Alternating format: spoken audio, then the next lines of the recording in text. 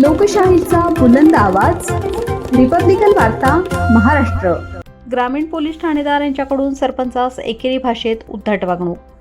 ठाणेदार यांच्या विरुद्ध कार्यवाहीसाठी सरपंच संघटनेचे एसडीओ यांना निवेदन।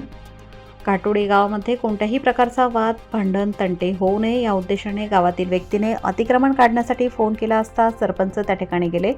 सदर कुटुंबास ग्रामपंचायत नमुना 8 वर जेवढी जागा नोंद आहे तेवढ्या जागेची मोजणी करण्यात आली। शिल्लक राहिलेली जागा ग्रामपंचायतच्या मालकीची असल्याचे सांगितले, परंतु सदर जागेचे घरमालक यांनी सरपंचांना धमकी देत शिल्लकची जागा सुद्धा माझीच आहे असे उद्धटपणे सरपंच यांच्यासोबत बोलले। तेव्हा घाटोडी येथील सरपंच यांनी सांगितले की तुमच्याकडे संपूर्ण जागेचा पुरावा असल्यास ग्रामपंचायत प्रशासन यांना सादर करावा, परंतु सदर घर मालकाने सरपंचावरच हात उगारत सरपंचांना शिवीगाळ केली।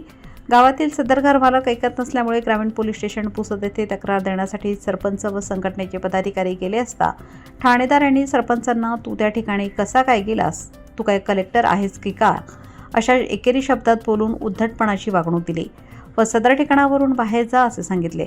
कोणत्याही प्रकारची चौकशी न करता ठाणेदार असे कसे बोलू शकतात, हा मोठा प्रश्न निर्माण झाला आहे। सरपंच हा गावचा प्रथम नागरिक तथा लोकप्रतिनिधी असतो, याचे साधे भानही ठाणेदारांना राहिले नाही। अशी वागणूक देणाऱ्या ग्रामीण पोलिसांचे ठाणेदार यांच्यावर कार्यवाही करावी, अन्यथा आम्ही संपूर्ण महाराष्ट्रात संघटनेतर्फे तीव्र आंदोलन करू याची प्रशासनाने नोंद घ्यावी असे सरपंच संघटनेच्या वतीने पुसद उपविभागीय अधिकारी यांना निवेदनाद्वारे कळवण्यात आले आहे।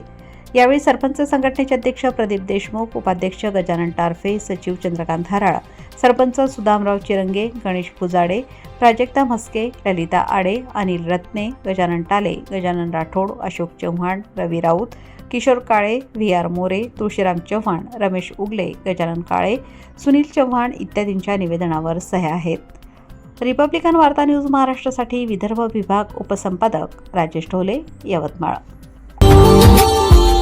Subscribe now and press the bell icon. Never miss an update.